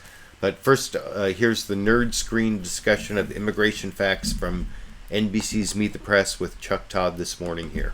Before we get to our substantive immigration debate, we want to separate some of the facts from fiction that you've been hearing from him. It turns out there is no evidence to back up Trump's now famous claim that immigrants are rapists and bringing crime in the United States. In fact, we couldn't find a single study that links violent crime and immigration. Moreover, we actually did find one study that says the crime rate among first-generation immigrants, those born elsewhere, is actually lower than the overall crime rate among all residents in the United States. Trump has also said that we have no protection at our borders. Well, of course, he's right that there is a border problem. But the number of illegal immigrants is down. In 2007, there were 12.2 million unauthorized immigrants in the United States. That figure dropped to 11.2 million in 2012, the last year for which we have figures. And there is his other claim here. Are Mexicans flooding into the country, as Trump suggests? Well, net migration between the United States and Mexico is, ready for this? 0. Meaning there are just as many people emigrating to Mexico as there are Mexicans coming from Mexico. And ready for this? According to the Government Accountability Office, border security in the Southwest is about 84% effective. That's not perfect, but that is a B average. Now, the cost to seal the Southwest border, it's an estimated $28 billion a year, roughly the annual budget of the entire Justice Department. The last time, the amount of money we've been spending is $18 billion a year. So we got to find another way if we want to do even more money on that front. There's a lot to say in the immigration story. And in fact, earlier... Someone in the media is actually reporting facts on immigration, or facts at all. Let's break out the champagne. Someone is talking about actual facts and not just reporting on opinions from one side and opinions from another side. Those are really important facts, and having just shown those facts, then on NBC's Meet the Press, Chuck Todd, like I said, brings on Representative Joaquin Castro, the Democrat from Texas, and Representative Raul Labrador, the Republican from Idaho. And what's really cool about watching the two of them debate in this final clip is, having just seen all those facts, one of these two people is a lot closer to the facts than the other, and I'm proud to say it's the Democrat, not the Republican, in the final clip for tonight here. fact, earlier I spoke with two strong voices on either side of the immigration debate. Congressman Joaquin Castro, a Democrat from Texas, and Republican Congressman Raul Labrador from Idaho. Define the scope of what you think is the problem. Do we have an illegal immigration problem in this country right now? We do have an illegal immigration problem in the country, but we also have a legal immigration problem because we're dealing with the legal immigration system from the 1950s. We got to update and modernize the immigration system. We have a problem at the border where we don't know who's coming in, who's leaving. We have a visa entry system problem where we know who's coming in legally, but they're not leaving, and we don't know if they're leaving, why they're not leaving. Same questions to you. Do you believe we have an illegal immigration problem in this country? Yeah, we're always going to be concerned about securing our border. We were concerned about it 5 years ago, 10 years ago, and we're concerned about it today. But you know, and I respect Raul a lot because a few years ago he was part of a gang of 8 in the House of Representatives that was trying to come to some kind of solution on immigration reform. But I do disagree with the facts. The border has never been more secure than it is now. I know there are a lot of folks who don't believe that, people that don't like to hear it, but the fact is the net migration with Mexico is at 0. If you look back 20 or 30 years ago, that was not the case. So a lot of the hysteria that you see now about illegal immigration is really politicians on the right wing, like Donald Trump, who are playing to a very angry base of people who are engaging in stereotyping immigrants and really blaming them for a lot of the country's ills. But we've never committed more resources at the border than we do today. So, like I said, if you know the facts, it's pretty clear who's right in that debate. It's the Democrat, Joaquin Castro. What he's saying fits the facts that NBC showed in their nerd screen just before they showed the debate. And it's really cool to have a debate framed by the facts, which doesn't happen a lot in the media, which is why I want to show that clip. I want to finish the show before I hit 2 hours because it actually lets me cut out the dead air at the beginning of the show. If it's less than 2 hours, I get to use this tool. But I did want to ask, I want to first thank, I got up to about 100 live people watching the show when it aired live. So thank you for those of you who joined me live. I've been reading your comments along the way, even though I did not reference your comments along the way, but I've been reading them. They kept me company. Thanks for joining me live. I should be doing the show live next week, next Sunday at 6:30 p.m. Pacific, or right around that time as usual.